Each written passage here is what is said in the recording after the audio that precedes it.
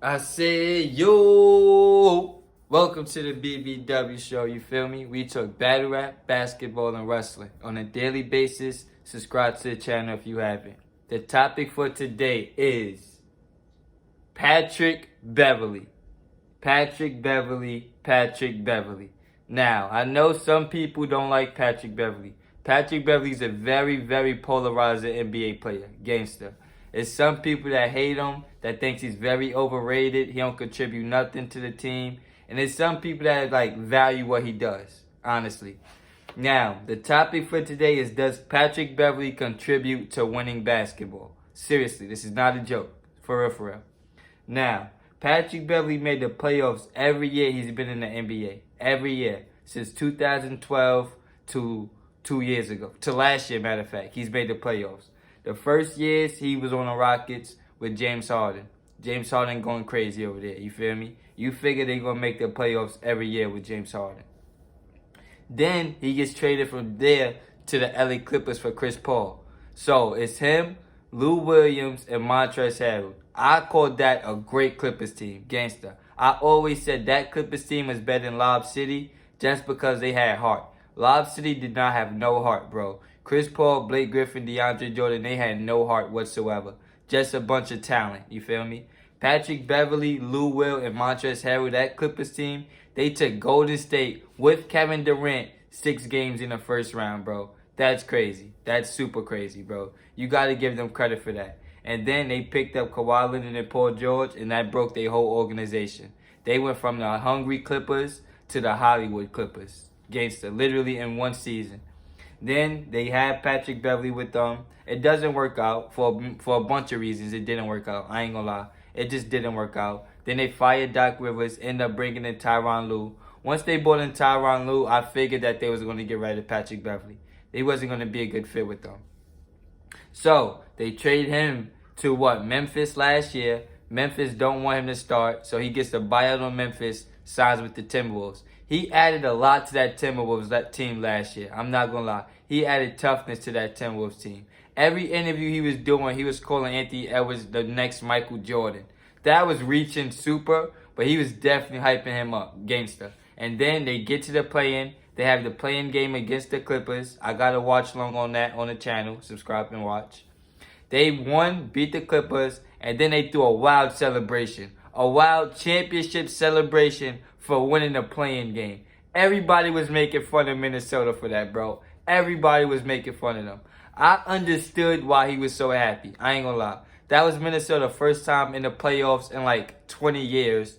Patrick Beverly just beat the team that got rid of him for nothing, that he gave his blood, sweat, and tears to. They just shipped him out for nothing. So I couldn't stand his emotion at that point in time. Now, fast forward. He signs with the Los Angeles Lakers this season. Everybody thinks that, I'm not going to lie, everybody thought it wasn't going to work. I didn't think it wasn't going to work. I liked it. It was cute. Russell Westbrook and Patrick Beverly as teammates. But I knew it wasn't going to work. It wasn't going to work out. I ain't going to lie. It wasn't going to work out. So, he has a terrible run with the Lakers. Terrible run. Part of that is him, and part of that is the Lakers was just so fucking terrible. The Lakers was so fucking bad. The Lakers are still so fucking bad. So, it's not just one person to blame why the Lakers are bad. It's literally the whole organization. You got to blame Rob Pelinka for not signing nobody. You got to blame LeBron James for wanting to sign his friends. You got to blame Anthony Davis for never being healthy. You feel me? So there's a bunch of people that why the Lakers thing didn't work out. So he gets traded from the Lakers to the Magics. Magic buy him out again, and then he goes to the Chicago Bulls, his home team. You feel me? He's on the Chicago Bulls. Right now their record is what? Let's look it up. Right now they're the 11th seed in the Eastern Conference for sure. Their record is what? 28 and 32, I think. 28 and 32 for the Chicago Bulls. You feel me? I feel like in the few games that he's been in already, he's definitely become the Chicago Bulls leader. Gangster. Earlier this season, everybody was talking about breaking up Zach LaVine and DeMar DeRozan. Everybody. It was not working out. So I appreciate them bringing in a guy like Patrick Beverly. He's not there to score 30 points. You already got Zach LaVine and DeMar DeRozan damn near scoring 30. You don't need another nigga that can score 30. You need a leader and defensive presence. That's what Patrick Beverly got. And they're not going to Lonzo Ball for the whole year. Or we don't know if he's ever going to come back. Respectfully, Lonzo Ball might never come back, bro. I'm starting to think that. He's damn near been out for 2 years. I'm starting to think Lonzo Ball might never play again. So it's good that the Bulls can have Patrick Beverly as a starting point guard going forward. You feel me? That's my thoughts on that. And I feel like right now, let's look it up. Right now for the Eastern Conference, we have the Hawks at 31-31 at the 8th seed. We have the Raptors at 30-32 as the 9th seed. We got the Wizards at 29-32 as the 10th seed. And the Bulls is 28-33 as the 11th seed.